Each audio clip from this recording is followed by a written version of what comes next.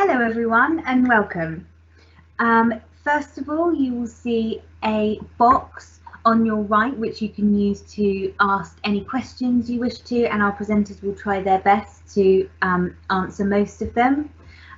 Just to make you aware, this session is also being recorded. Thank you so much for coming, and I'm now going to hand over to our first speaker, Paul Kellway, and is OSRL's Wildlife Preparedness and Response Manager. Thanks, Christina. Hello, everyone, and welcome to this webinar, wildlife-themed webinar on OSRL strategy and industry next steps in preparing for wildlife emergencies. My name is Paul Kellway, and I'm the Wildlife Preparedness and Response Manager here at OSRL. Today, I'm delighted to also be joined by Hugo Nijkamp and Stephen van der Spey from two of OSRL's collaborative partners on wildlife response. So we'll be speaking in turn here. Hugo is a marine biologist by training. He's the general manager of Sea Alarm, who are OSRL's technical advisors on old wildlife response, and has led Sea Alarm and been involved in old wildlife response for over 20 years.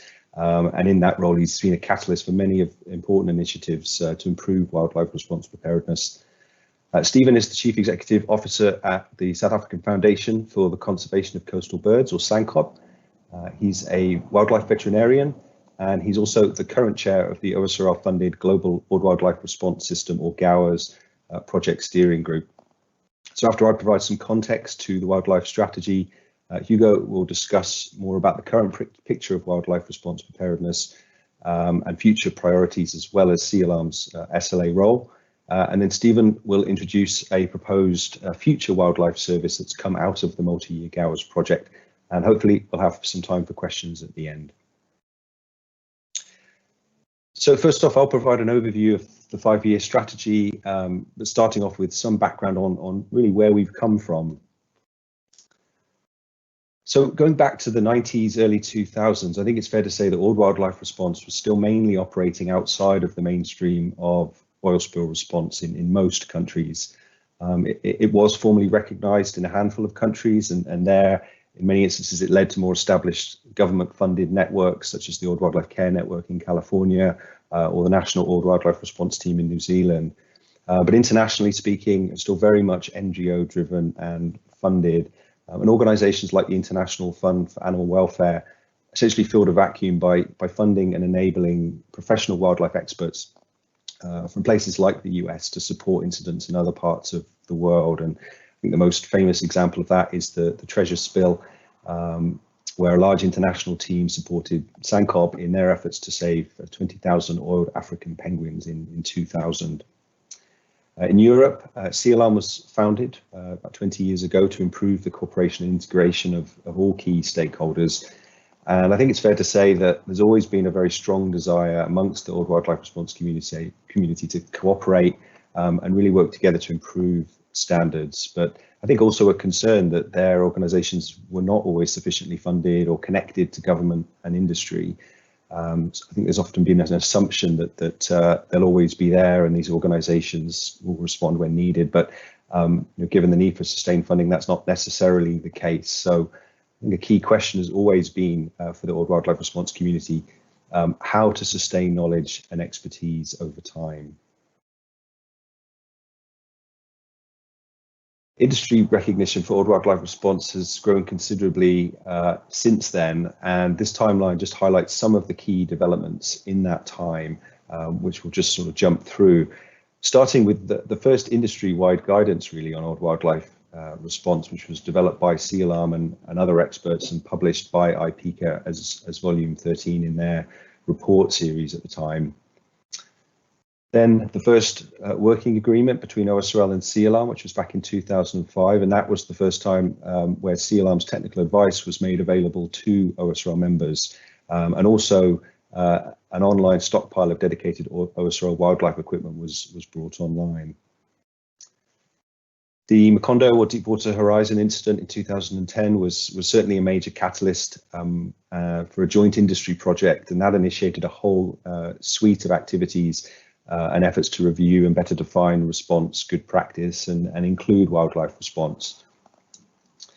In 2014, that led to a new tiered preparedness model, the TPR wheel, and that was the first time that wildlife response was formally recognised as one of the core capabilities of oil spill response within the industry. It also led to the development of a new good practice guide published by IPECA as part of a new series of good practice documents.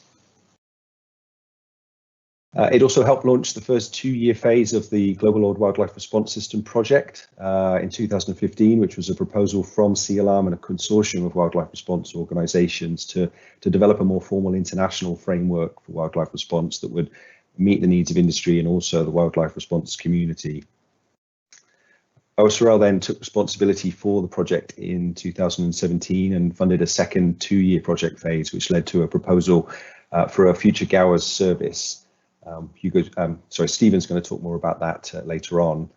IPECA also then published one of the outputs from that project, which was an overview of key wildlife response principles. So that was published as a technical support document to the Good Practice Guide. In 2019, the OSRL board set wildlife preparedness and response as a key priority for the next 5 years and created a new full-time role for this topic in OSRL. And IPECA also hosted I think the first industry workshop to explore not just good practice, but how to implement old wildlife response good practice. And that resulted in a set of recommendations that Hugo's going to speak more about. And then that brings us up to last year. And in 2020, after coming on board to serve in this new wildlife role, I've worked with the OSRL board and other stakeholders to develop this 5-year strategy. And as part of this strategy, we've established a new 5-year agreement between OSRL and CLARM, and also the OSRL board has endorsed standing up the Gower's service as a supplementary service offering. So the OSRL 5-year strategy is really informed by these developments to date and also some of the future needs and priorities going forward. And it includes input from a variety of key stakeholders in its development. And the aim really is to serve as a strategic framework for our activities over the next 5 years. And that's organised around 4 main strategic aims. So the first being to expand understanding of wildlife response, both within OSRL and with our members, really to build more awareness of and support for an integrated proactive approach. To facilitate collaboration between all key stakeholders to enable really an effective multi-stakeholder partnership approach to wildlife preparedness. To enhance preparedness by harnessing OSRL's unique role and global footprint to really serve as a force multiplier and a connector, and to improve response capability in partnership with leading wildlife response organisations, really look to further operationalise Tier 3 wildlife response resources, not just to aid response, but also to serve as a force multiplier for preparedness efforts as well. To expand understanding, internally, we're looking at developing a wildlife subject matter expert core group, and that's really an intention to upskill OSRL staff, improve their knowledge, and also improve the operational integration and excellence in regards to OSRL's role in enabling and supporting wildlife response. Externally, we're aiming to help improve awareness through forums like webinars like this and other mediums. And we also hope to provide more formal education and training in collaboration with our wildlife partners. Collaboration is really key in wildlife response, and we hope to use OSRL's unique position and, as I said, global footprint to be a connector in this regard and to help really join the dots, not just amongst our members, but also with other stakeholders. So first of all, we're supporting the establishment of a multi-stakeholder forum, a community of practice group, which involves OSRL members and other stakeholders as a way essentially to share knowledge and experience of implementing wildlife response preparedness. It's also now more than 15 years of partnering with CLARM, and we certainly aim to continue building that strategic partnership in the years ahead. And as I mentioned, a new multi-year contract and work program is now in place. And we also aim to continue developing excellent collaborative relationships with the wider wildlife response community, both through the Gower's network and also with individual organisations.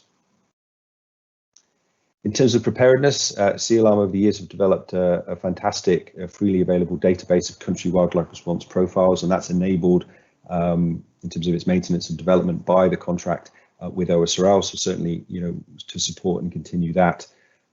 Also to look at adding value with additional preparedness tools where needed to really aid in that preparedness journey.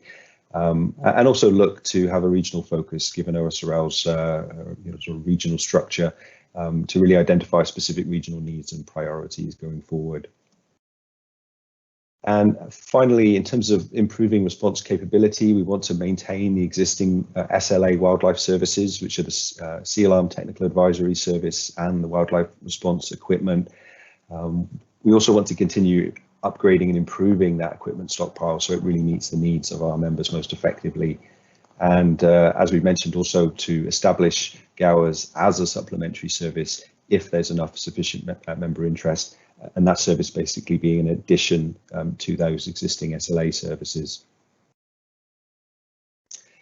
So just to summarize the current wildlife response services. So first off, we have the technical advisory service by Sea Alarm. So members have guaranteed 24/7 access to two Sea Alarm technical advisors, either for remote or on-site advice.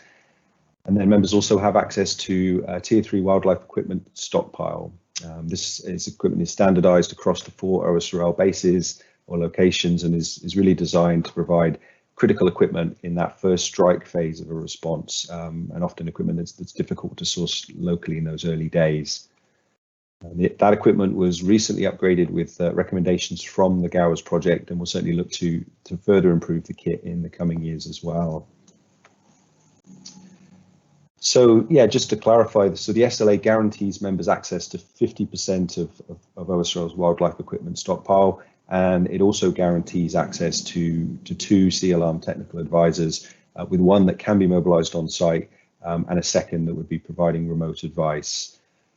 What is not currently included is guaranteed access to hands-on wildlife response organizations, and this is what's being proposed as a future supplementary service as part of Gowers.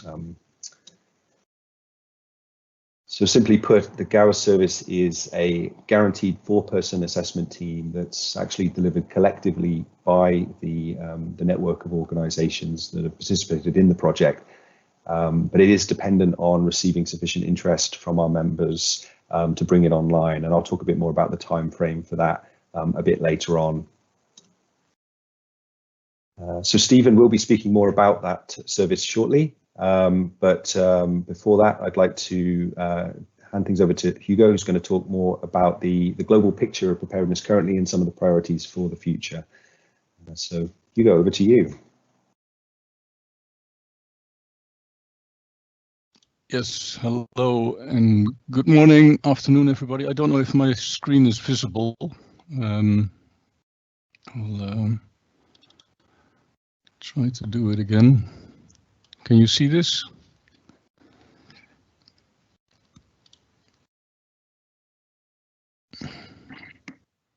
Looks good, Hugo. Just need to put it into presenter mode. Oh, it was good. Okay. Yeah. All right. I couldn't see if it was on. Okay.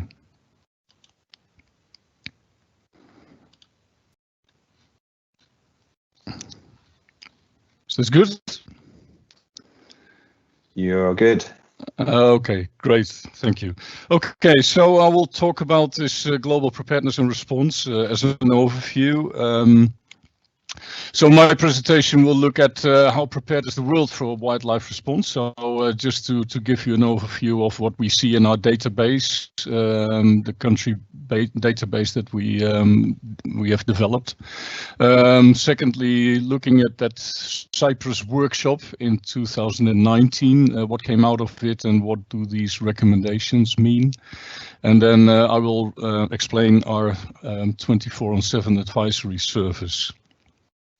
So this is a one slide on how prepared is the world, and yeah, this picture we can provide you if you're interested. But this is a overview of countries that we have looked into. The gray countries we haven't included yet in our database. Some of those are landlocked, as you see, but all the colored countries have been looked at. And so we try to see what kind of resources do the countries have, how far, to which extent are the authorities involved in preparing or having systems in place for wildlife response. And this is how it looks. So yeah, you see various colors, and that is about like how coherent can you set up a wildlife response in these countries. And just to look at it globally, if it's not green, countries might suffer to bring it all together. Also, these icons that you see, the red triangles, are industry initiatives that we have identified where the preparedness is quite well developed. There's also the blue dots. Those are the Gower's members of that network present in countries. And so there are also some green stars here and there where we feel that preparedness is rather excellent. But as you can see, most of the countries do not have lots in place to put together a coherent response. That means that if you would have a spill in those countries, you would quite have to get around it a bit, and you might lose time and windows of opportunities. That is what this picture says. So this was also more or less the topic of the wildlife workshop in Cyprus, and that was an event where 9 oil companies came together, plus a number of subject matter experts from various organizations. And they were actually set to explore those global wildlife risks, like how important is this wildlife issue for industry to prepare for. And during the workshop, there were various activities looking back at the global history of wildlife response, looking at events, looking at things that have happened that people could remember. Also drawing up a timeline, etc. But also look at all these companies' own experiences with wildlife response via their own responses, exercises, training courses, and plan development. And to get the group really thinking together, we organized a few tabletops, really to explore response and preparedness, and to see what are the issues, and to give people a better feel on what it is. And main insights from those activities was that the group actually realized that wildlife risks are practically everywhere. So if you look at the global map, there are no really exclusion zones where you can say, well, there is no wildlife here, so we don't have to worry. Response needs are everywhere the same, also regardless of your exact location or ecosystem. So that's a matter of like, okay, if you have wildlife that gets affected, you need, expertise, you need logistics, etc., facilities. So that is regardless from where it happens. Also, the group realized that there are quite some reputation risks if you have wildlife impact. So those are really to be on a company's mind. Maybe most importantly, the group realized that if you get involved into a wildlife incident, that time is the main enemy. And if you have to wait for international resources, you might lose time, and you might lose those first days of trying to be effective, get on top of it. So readiness of local capabilities are essential. So very much the role and engagement of local authorities, speaking about the wildlife authorities here, to give licenses, etc., but also the role of local experts and NGOs, volunteers that could actually take a first run at the incident. So this requires planning, training, and exercises locally, and also the group realized, of course, that this global expertise, where the main experienced groups are united, is an essential asset to actually build up also that local preparedness. So this was really the conclusion, but also the group realized that preparedness building is not starting from scratch, because OSRL, CLM, Gowers, it's all, you know, expertise that has already come together. There is a response community there. Good practices have been defined. It's available. Also, experiences and lessons are ready to be used. And so it was mainly to see, like, okay, how can we actually put that together? And that was where the recommendations were set up. So the recommendations is available. Maybe we can provide a link where you can download it. But IPICA Oil Spill Group is taking a lead in moving this forward. There is a community of practice is now being formed, as Paul already referred to, and OSRL is taking a lead to making sure that that community of practice has a platform to exchange their experience. But it leaves the company still to have to buy in individually or collaborative to look for cost efficient solutions, how to reach that greater effect in the countries where your operations are. So you need actually in those countries for those operations a full assessment to see what are exactly the risk is. Are they big? Are they small? And what do you need to actually get those risks in some kind of control, and so the global experts groups that are available could be engaged in that process, because they are maybe the best resource that you can get to actually identify the risks and the solutions.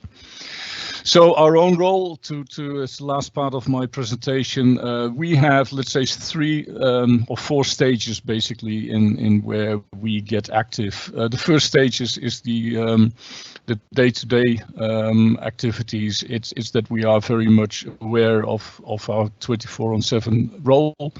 So we try to prepare ourselves to do that, also to develop all kind of tools that we can bring to sites, and also our travel readiness.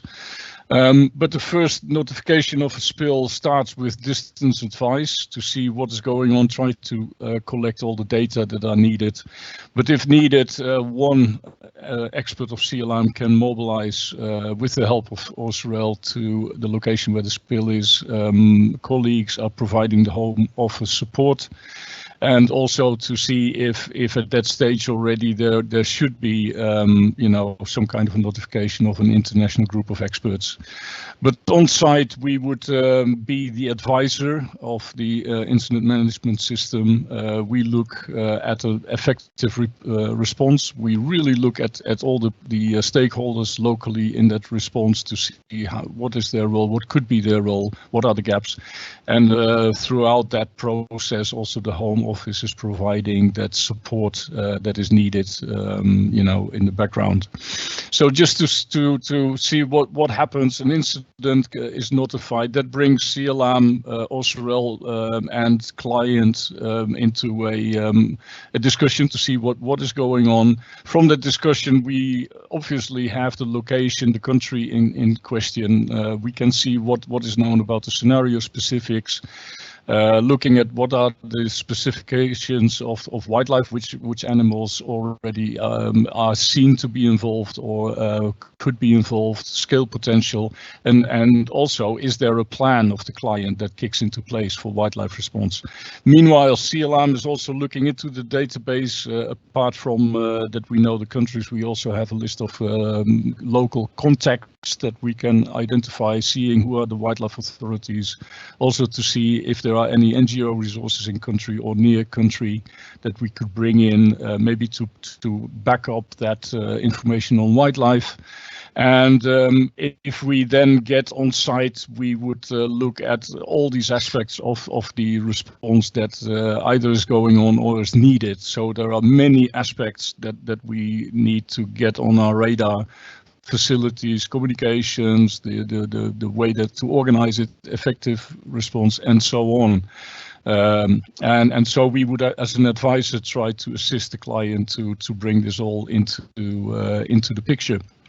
There's the possibility then of OSRL to mobilize their equipment, and also especially in the future, and I really hope that this is kicking off, that Gower also has a 24/7 contract to put in an assessment team, also to help with that assessment and to see how you can ramp up from any response that is taking place towards something that really delivers on a number of objectives. So that is our role, yeah, so that is maybe in an overview what you can expect from this SLA service.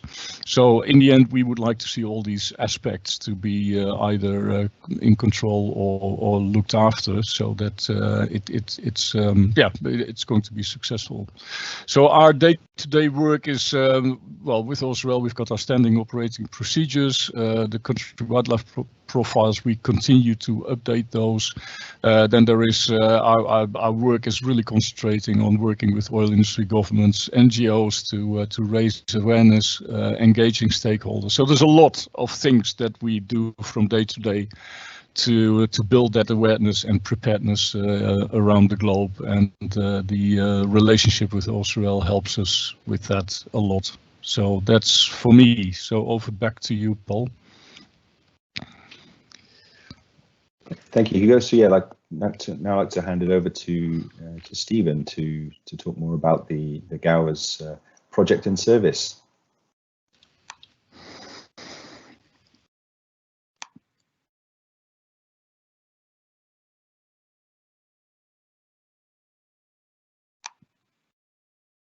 Okay, there I am. Just checking the sharing. It seems to have gone a little bit strange. It's looking good from my perspective, Stephen. Oh, it was. Okay, I'm going to just redo it again.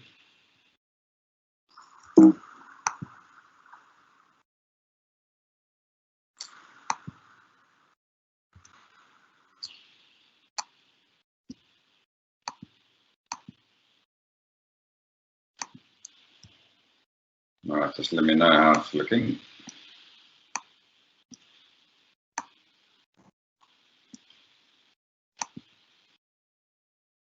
Yep, it's looking good. Okay, perfect. And you can hear me fine. Yes. All right.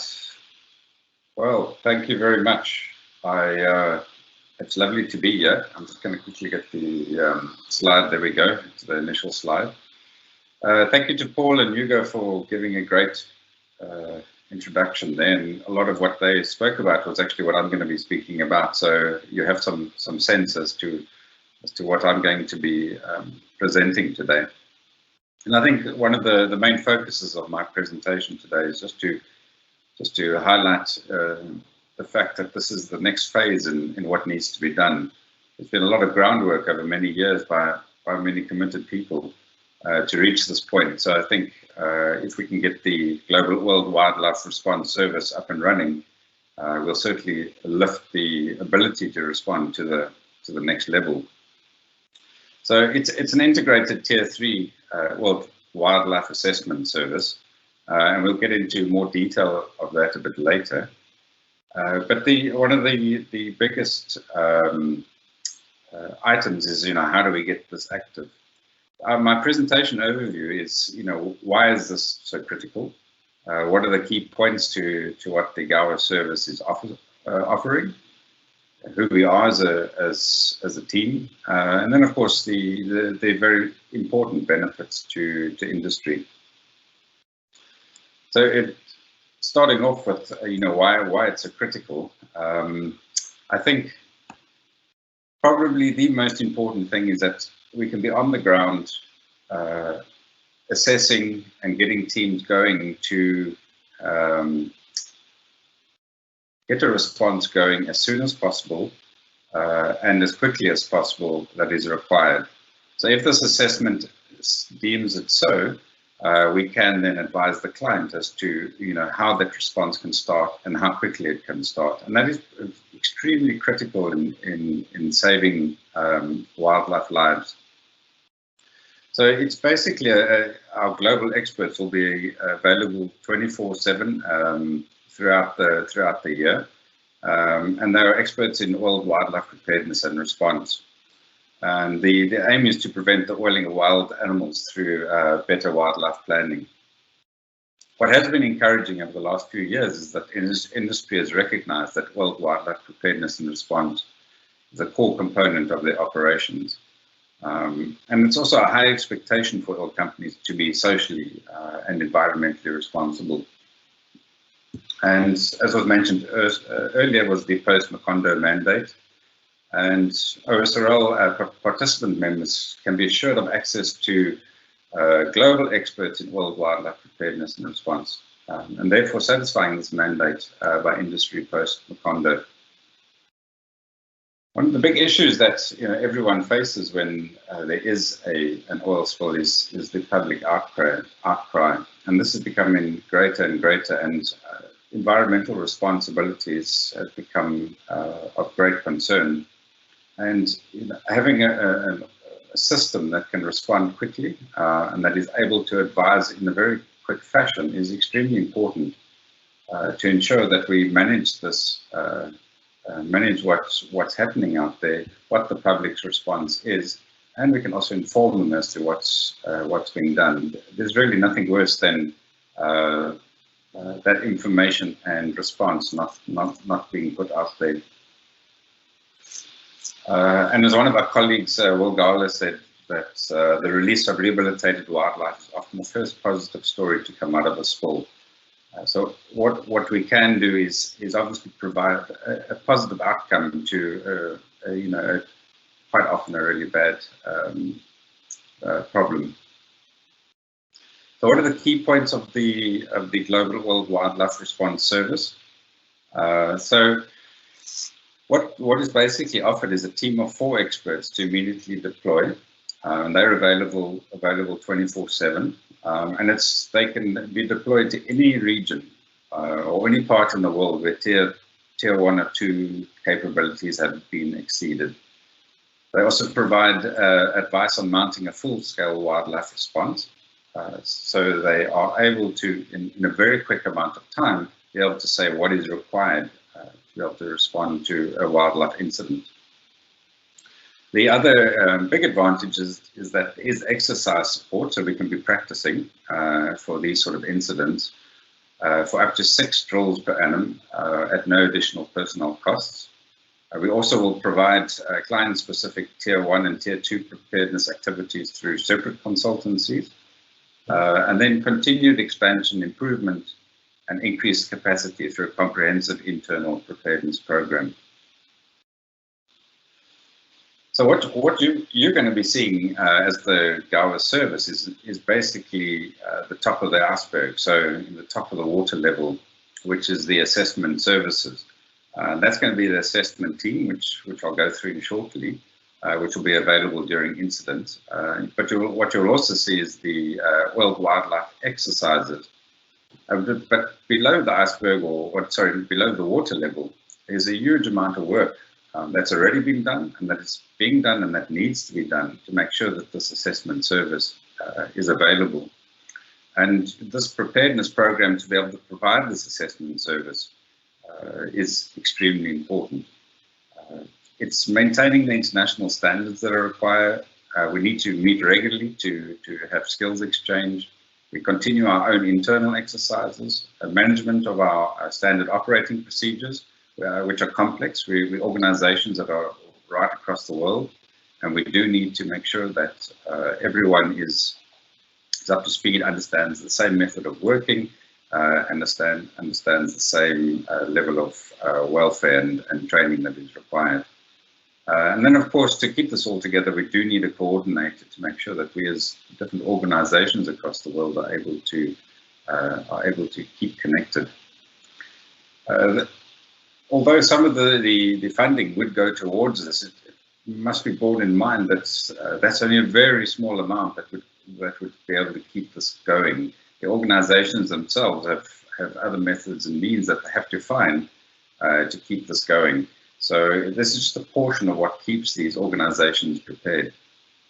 And then we have a common identity. Throughout the last number of decades, there's been times when we've got together, we've talked with common voice, and that is something that we have done and we will continue to do. There are, of course, if you look to the left of that iceberg, there are available consultancies which have been done in the past. But as a group, we can also do this in a coordinated fashion, where we do wildlife planning, external trainings, additional exercises can also be organized. And then, of course, company preparedness, oil company preparedness.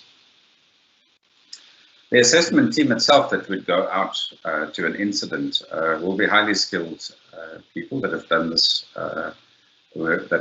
work. They would have been trained. And of course, the idea is that we have these 4 people, but there is also capacity if there's another oil spill at the same time to send a second team out if required. If there's a third oil spill, that will have to be available at an additional consultancy fee. But the point I'm trying to make is that we have enough people available and trained to be able to provide the service. So the wildlife ops or planning specialist works with the client's IMS, coordinates with the client's wildlife branch director, or they do, and completes the necessary reporting, documentations, and recommendations that are required if, for example, a response is necessary. There's a field person.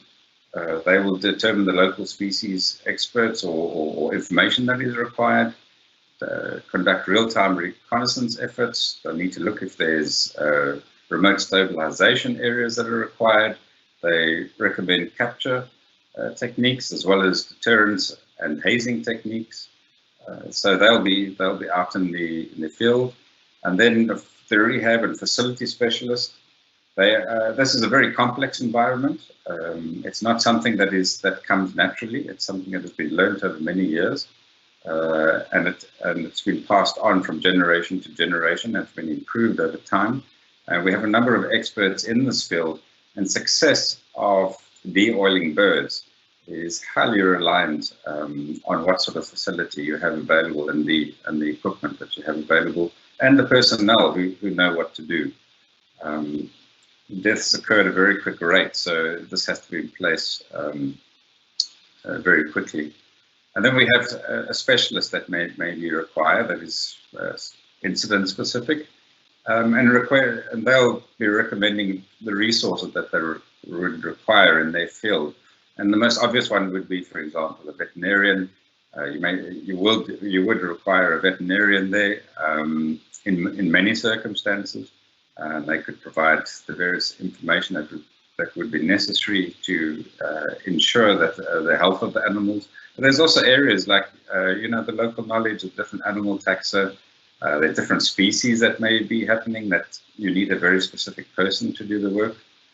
So those are all different criteria that this person or experience that this person could bring. And then, of course, we have an excellent team, really quite a wonderful team. We've been meeting for many years now. We've really been trying to get this going. We've been supported by IP Care, we've been supported by OSRL, and we've come to a point now where we really need to go live. And these organizations, and I'd like to mention them each individually, Focus Wildlife, which is based across the USA and Canada, SANCOG, which is my organization, which is in South Africa, Tri-State in the USA. Then we have the Wildlife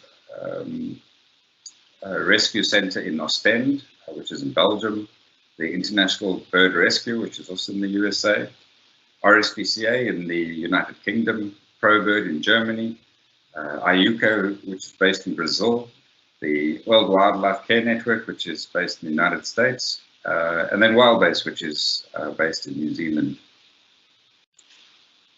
And we are a world-leading wildlife preparedness and response organization. It's been doing this for many years, working together for many years by a formalized and self-managed network.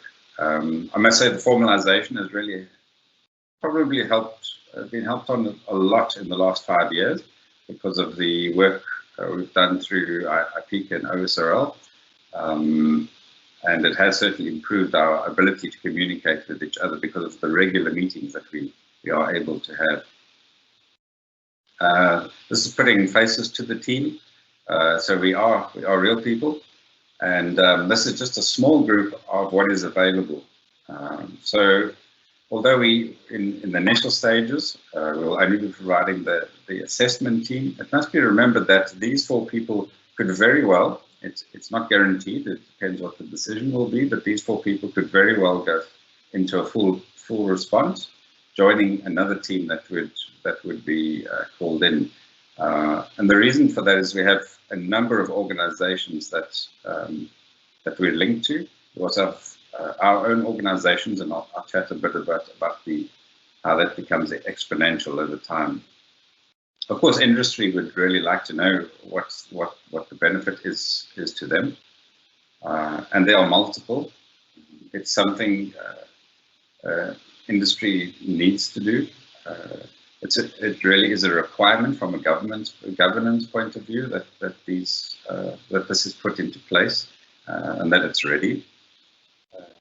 But one of the big things is that it shows industry's commitment to mitigate what happens, to try and stop what happens or try and prevent what happens. And if it happens, what's the best way to make sure that we can move on, respond, and come out the best possible way. There's best practices that we would be following, and the oil companies would be following. It ensures the planning in line with IPCA and the oil and gas producers. It's very important that good practice is now taken into account. There's a lot of assurance. There's a guaranteed initial response. There's integration. So we're embedded and responsive to the client system. So we're going to be working closely with clients. So we're going to be understanding each other. We're going to be understanding how we can respond together in a much more efficient manner. So force multiplier, which is what I mentioned earlier, is so although you may have access originally just to the assessment team, if a response is required, this assessment team will be linked to the Gower's network, and the Gower's network is big. It has a large number of trained people that it has available to bring in. And then, of course, this funding that would be available is really important to make to assist in making organizations sustainable in the way that they are able to respond to oil spills. Although it is probably only a small portion of what is required, it will go a long way in assisting in providing long-term support and assistance. So the four assessment team members, they'll be available 365 days a year, which gives us a total of 1,460 days. And if we divide that by the 10 organizations that I mentioned earlier, that's 146 days per member. That works out to 60% full-time equivalent. So the bigger benefit is you get the assessment team, and there's a number of people that are available for the assessment team. We'd like to grow the assessment team, and of course that taps into a pool of over 100 qualified wildlife responders, but I'd like to say that it's probably a lot more than that if required. And it's very important to notice, to remember and to note that the service is currently unfunded and not operational. But we truly hope that it will be funded and operational in the near future, which is why, or one of the reasons why we are doing these seminars. And we really are reaching out to you to say, let's take that next step, let's do the right thing, let's work together and make this happen. That's it from me. Thank you. Thank you very much, Stephen. So I'm just going to flip back to my slides here. So yeah, thank you very much to both Hugo and Stephen for your presentations there. Hopefully it really gives a sort of more complete picture of not just where we've come from, but really where we're heading and some of the key priorities around that, certainly getting these services online. Just to wrap up here, just to put these response services into that preparedness context, which I think is helpful. And again, just to recap that obviously what we're talking about here in terms of the existing OSRL SLA services are both the wildlife equipment stockpiles that OSRL holds and that sea alarm technical advisory function that's available 24/7 to all of our members. Then what we're looking at, as Stephen was describing, is bringing online this supplementary service in collaboration with these 10 leading wildlife response organizations, who will be sort of the key engine in delivering that service. But as Stephen pointed out, that's not yet a live service. It's dependent on the member interest, and I'll talk a bit more about that shortly. Obviously, what we hope too is that these services in themselves, they're not the be-all end-all in the sense that there's still a preparedness journey to take. Hugo gave an excellent overview of that journey and some of the recommendations that came out of that Cyprus project. So I think the idea is with those services online that they really do act as a force multiplier for preparedness efforts to supporting OSRL's members as they take their journeys as companies and also within the countries that they operate.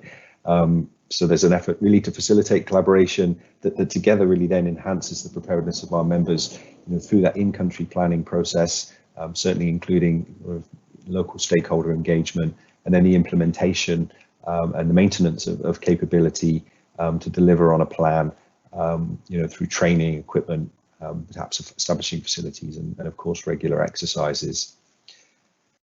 The community of practice that we talked about, is really then a gathering place for OSRL members and other stakeholders to really share some of the learnings, some of the progress around that, and I think that just collectively really enhances the sort of picture and understanding of all, and hopefully helps to build that momentum. And I think really that's a more complete, I suppose, manifestation of that tiered preparedness good model from that post-Macondo work, and so really this is sort of more of that complete picture that we'd like to see in the years ahead. In terms of very specific next steps, so as far as the Gower service, we are hoping and aiming to seek serious expressions of interest from our members this year. So the tentative timeline on that is by August of 2021. That will allow us to then know if there's sufficient interest, and if so, to bring the Gower service online for the beginning of 2022. There will be pricing and information available, and that will be coming very soon to the OSRL website, with some communications going out as well. So just sort of look out for that in the coming weeks. There's also a very active invitation for OSRL members to participate in the Wildlife Preparedness Community of Practice that was mentioned. So Rich Davey from ExxonMobil is the current chair of that group, and certainly there's a number of active members already, and we very much hope to broaden that this year. And then I would just say stay tuned as well for further webinars. We hope to do a few more of these this year on different topics, including one to dive a bit more deeply into the wildlife equipment. So look out for those. And for any of these things, any more information that you would like or any questions you have, you're welcome to contact me after this webinar on this email address.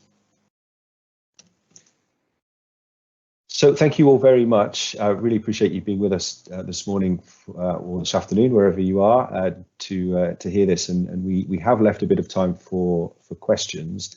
And so if you haven't already, you're very welcome to just pop a question in the chat, even just pop a note to say hello to us, to know that you're out there.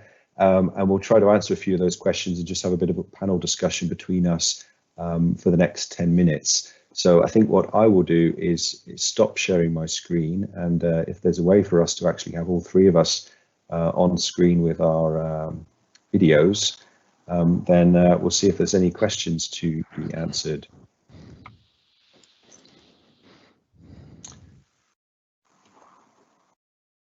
So yeah, so just feel free to post any questions that you have in the chat.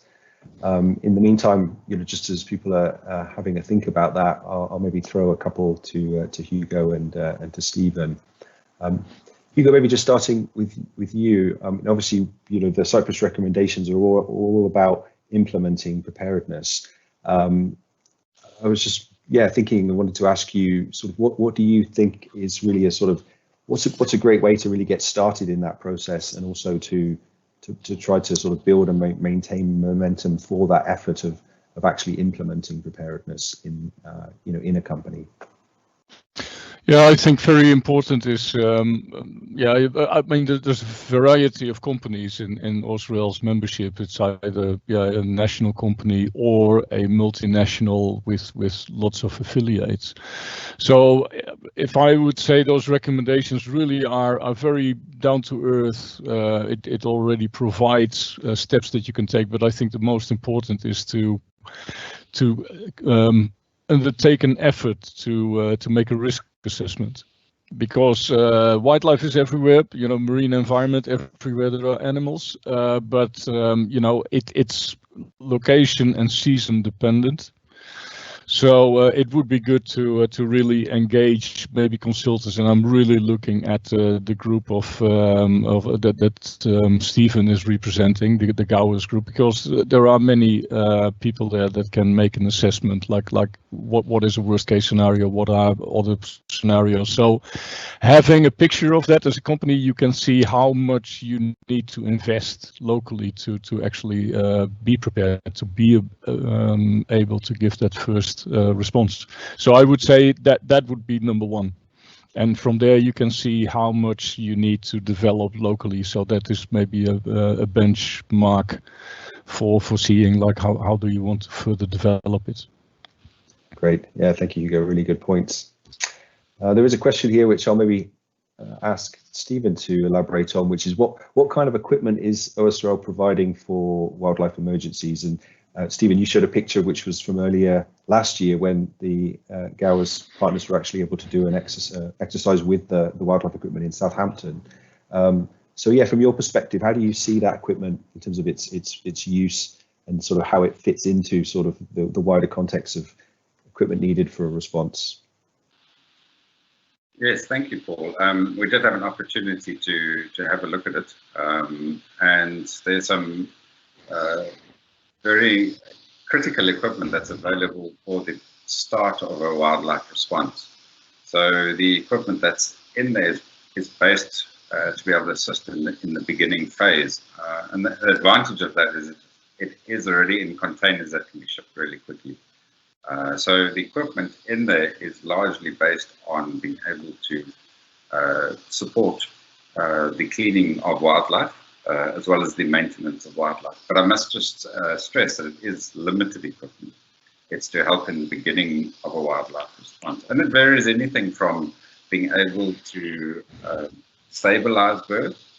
So, for example, if you need to give fluids, or if you need to give any sort of if heating is required, or if pools are required for waterproofing, provides that initial equipment.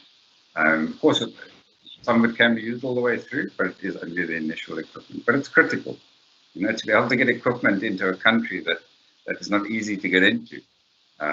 If you're linked into OSRL and they're already, on their way, all you do is you load them on, and they go, and it's available. But there's some good equipment in there. But of course, this is why the assessment team will be so critical, is that they'll need to decide, okay, what is the volume of wildlife that's going to be there? What is the extent of their oiling? What is the extent of the rehabilitation? What's the rehabilitation time going to be? And then from that point, you can decide what additional equipment you require. But it is wonderful to have that quickly and efficiently. Thank you, Stephen. And obviously, as you've been describing today, it's also so critical to have the people who understand how to use that equipment, which is obviously the piece that we're really now focused on as well, and linking those two things up in a good way. So yeah, thank you for that. Question coming here. Are OSRL and CLM going to publish a program for wildlife advocacy events globally? So that's a good question. I think there's a lot of opportunities, I think, to really listen to our members and understand sort of what are the needs. And I know that the CLR and other wildlife partners have been involved in a number of workshops and activities in different countries, which is sort of really about getting that sort of stakeholder engagement and planning process moving forward. I think certainly from OSRL's point of view, we want to look at where we can add value, whether it's virtual events or perhaps some more sort of member-focused or country-focused workshops. So I think absolutely it's something that we'll be looking at. Obviously, at the moment, the challenge is, of course, our virtual sort of world and figuring out, if or when we'll be able to do some of these things in person as well as online. Hugo, I don't know if you want to speak to that in terms of just also CLARM's wider preparedness activities beyond the work with OSRL and also with OSRL. Yeah, I think there are multiple events that could take place, but often that's a national or regional activity. But as you said, Paul, I mean, one thing of COVID is that the world has discovered the online element. So I would say there's a lot of material that can be shared as part of webinars, etc. And as long as the audience is not completely fed up with webinars, you can organize it on purpose, because I think the material is there and it's just to react on very concrete requests. And I think it can be request driven. So if there are people online here that have an interest in a certain part of this wildlife challenge, I would say send it to Paul, and then maybe Paul can then arrange something with all the actors to see like who has the material, and then take it from there. Thanks, Hugo. That's great. Stephen, just coming back to you, I mean, as you said, I mean, it's been quite a few years of getting to the place where, we're now sort of really trying to move the Gower's project into a service. And that really is this sort of critical next step to really make that transition. You talked about the value of it for members, for the industry. And you've touched on this, but I wanted to sort of come back and ask you, what does making that service live mean for the organizations that are participating in it? Sort of what kind of difference does it make, and what does it enable in terms of the work that for example, SANCOB does on a day-to-day basis, and obviously the sort of world wildlife preparedness side of what you do? Yeah, thank you. I think it depends on the different organizations, on how they're structured and funded.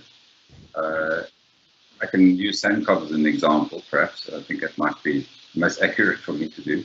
But this provides a platform in which we can develop our programs in a more formalized manner. So it provides more stability. A lot of the some of the organizations are NGOs, some of them are organizations that have over years, sort of like moved from one step to the next, and it's really tough in the environment that we work.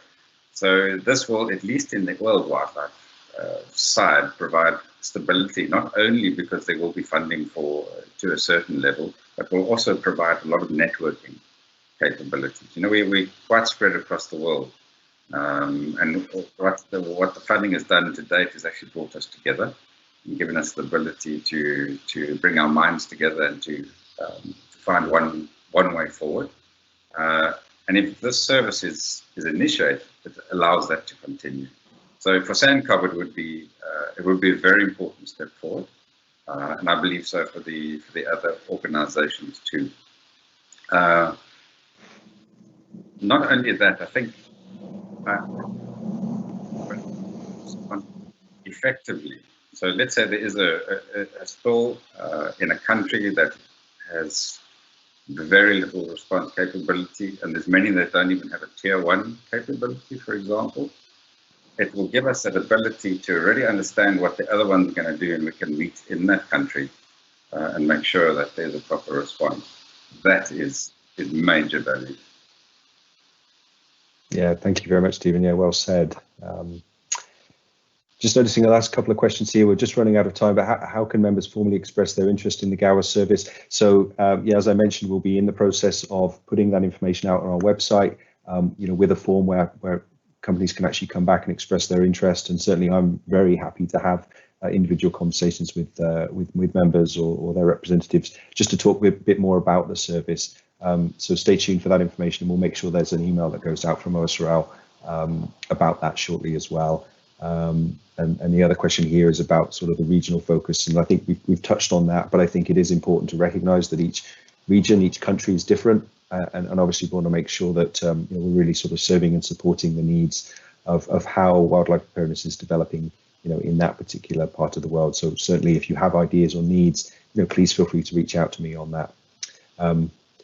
Hugo, just a last word from you, which is, I think, I showed that 20-year timeline, and it shows just maybe some of the developments over the years, and CLAM's been very instrumental in bringing some of those things about. I was just wanting to ask you sort of what do you see as one of the most significant changes in the mindset around wildlife response, perhaps from the industry and other stakeholders in that time frame? And you're on mute. Yeah, I'm mute. I think, I would say 15 years ago, I think oil industry representatives would look at wildlife as, a few ducks or so that get involved in the oil because they were not seeing it.